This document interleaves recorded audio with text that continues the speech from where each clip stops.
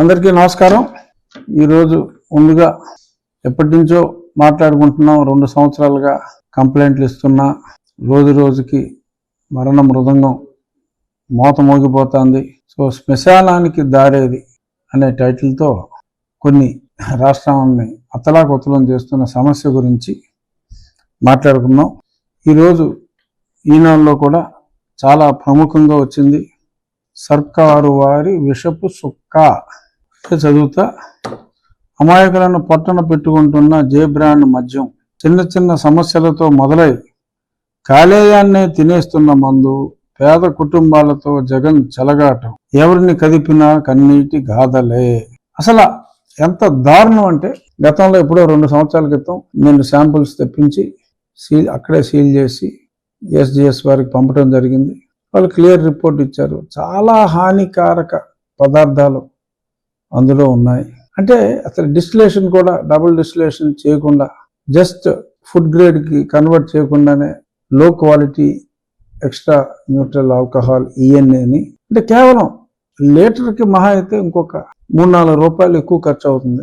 ఆ ఖర్చు కూడా ఎందుకు పెట్టాలి, చస్తే జనాలే కదా చావని అనే ఒక దరిద్రపు ఉద్దేశంతో, మామూలుగా దురుద్దేశం అని అనొచ్చు, కానీ ఇది దురుద్దేశాన్ని మించిన ఉద్దేశం కాబట్టి దరిద్రపు ఉద్దేశం అని చెప్తున్నారు. దరిద్రపు ఉద్దేశంతో ప్రజల ప్రాణాలని అంత ఈజీగా తీసుకున్న ప్రభుత్వం ఈ జగన్ ప్రభుత్వం. అసలు ఆ లిక్కర్ బ్రాండ్లు, ఆ పేర్లు కూడా మనం ఎక్కడ భారతదేశంలో ఎక్కడ దొరకవు, ఓన్లీ ఇక్కడే దొరుకుతాయి.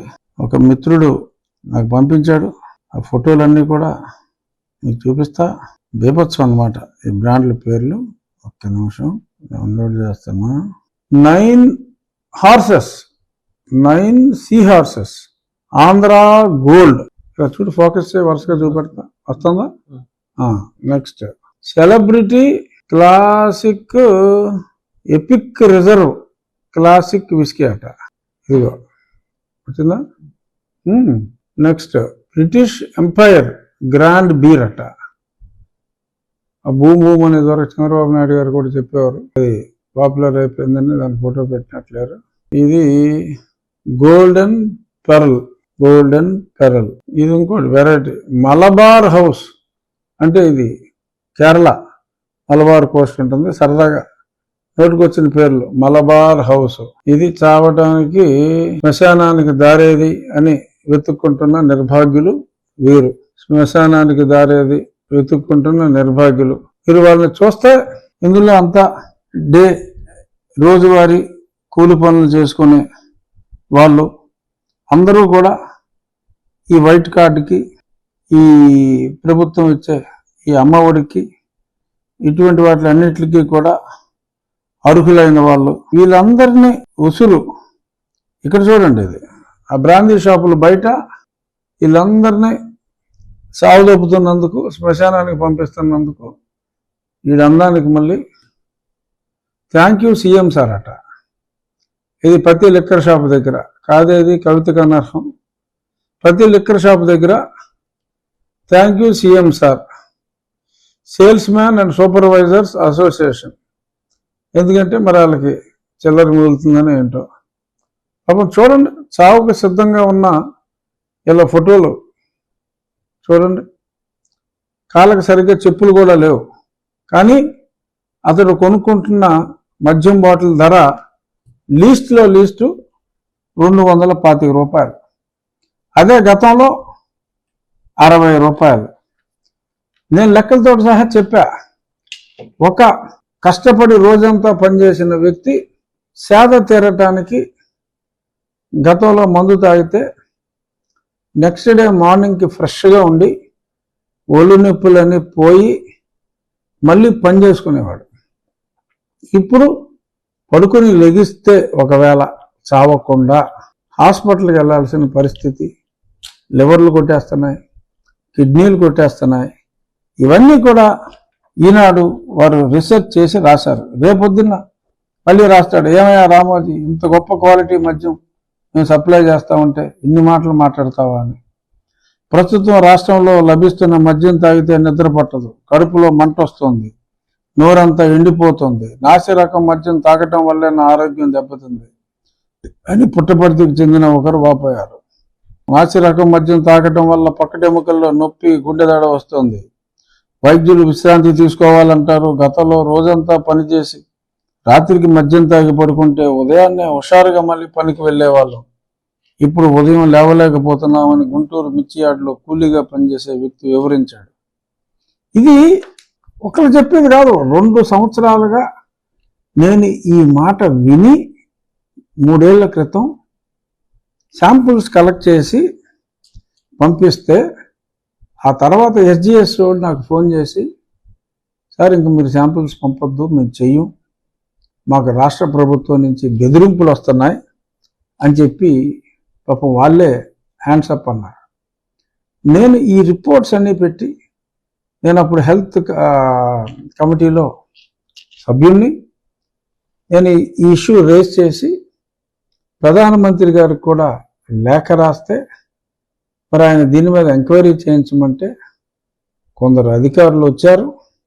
కానీ దురదృష్టం, మరి వారు ఇనిషియల్ రిపోర్టు నేను చెప్పింది కరెక్ట్గా అన్నట్టే ఉంది, కానీ తర్వాత మరి కొన్ని శక్తులు వారి నోరు మూయించినట్టుగా తెలిసింది. బట్ నిజాన్ని ఎవరు కాదనగలరు? ఇప్పుడు మనం చూస్తున్నాం. ఒక 6 నెలల క్రితం శ్రీమతి పురంధరేశ్వరి గారు కూడా చాలా స్పష్టంగా చాలా హాస్పిటల్స్కి వెళ్ళి ఆ పేషెంట్లతో మాట్లాడి, ఈ సమస్య నీకు ఎప్పటి నుంచి వచ్చింది అని అడిగితే, ఇదిగో ఈ తొక్కడా బ్రాండ్లన్నీ వచ్చిన తర్వాత ఇదంతా తాగినందువల్ల వచ్చిన సమస్య అని చెప్పి వాళ్ళందరూ కూడా చెప్పడం జరిగింది. మరి వారు కూడా కంప్లైంట్ చేశారు. ఏదేమైనా మనిషి జీవితంతో ఆడుకుంటున్న ఇటువంటి ప్రభుత్వాన్ని మనం ఎలాగా మన్నించగలం? ఎంత దారుణం అంటే, గతంలో చెప్పిన లెక్కైనా మళ్ళీ చెప్తున్నా. మీరు ఒక కుటుంబానికి ఒక అమ్మఒడి 13,000, ఒక ఆసరా 15,000, 15 + 13 ఎంత 28,000 ఒక కుటుంబానికి ఇస్తే మ్యాక్సిమం. సరే, ఇంట్లో ముసలోళ్ళు ఉంటే అది వేరు, వాళ్ళ లెక్క వేరు. ఇస్తే మీ దగ్గర నుంచి మీ భర్త ఒక క్వార్టర్ తాగే అలవాటు ఉంటే, అంటే రాష్ట్రం నడపడానికి మీ కుటుంబానికి నష్టం సుమారు 60,000 రూపాయలు. మీకు ఇచ్చింది 28,000. మీ దగ్గర ఈ ఒక్క హెడ్లో కొట్టేసింది 60,000, అంటే 32,000 రూపాయలు లబ్ధిదారులకి వచ్చే లబ్ధి తీసేస్తే. ఇది కాక ఎలక్ట్రిసిటీ మీద 6 సార్లు పెంచాడు, ఇంకా రకరకాలు, అవన్నీ వేరు, ఆ బ్యాండింగ్ అంతా వేరు. ఈ ఒక్క ఇష్యూలోనే అంటే మీ ఇల్లు గుల్ల చేస్తున్నాడు, మీ డబ్బులు దొంగిలించి, మీ ఒళ్ళు గుల్ల చేస్తున్నాడు, మీకు ఈ దిక్కుమాలిన మద్యం ఇచ్చి.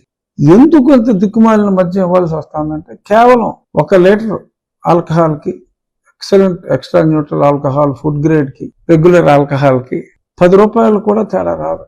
అది బాటిల్ వరకు వచ్చేటప్పటికి 10 రూపాయలు తేడా వస్తుంది. ఎందుకంటే అందులో 40% ప్యూర్ ఆల్కహాల్ ఉంటుంది, మిగిలింది వాటరే. ఎంత ప్రబుద్ధులు అంటే ఈ రాష్ట్ర ప్రభుత్వం, చాలా చోట్ల తాగే మంచినీరులో కూడా ఈ బ్యాక్టీరియాలు ఇటువంటివి ఉంటాయి. అలాగని మంచినీళ్ళు తాగటం మానేస్తామా అని చెప్పి ఆ దరిద్రులు సమర్థించారు. నాకు కూడా ఏదో వార్నింగ్ లాగా మేము చర్యలు తీసుకుంటామన్నారు. తీసుకోండిరా అని చెప్పా.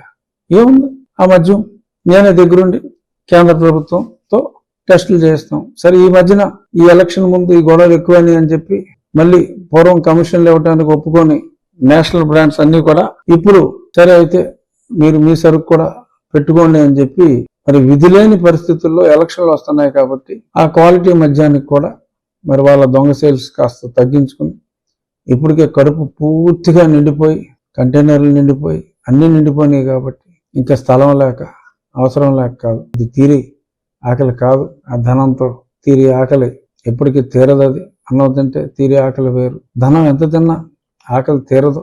సో అది ఆ తీరని ఆ ధనం ఆకలి మరి ఇంకా లాభం లేదనుకున్నారో ఏంటో, మరి ఒకవేళ పొరపాటున తీరిందేమో నాకు తెలియదు.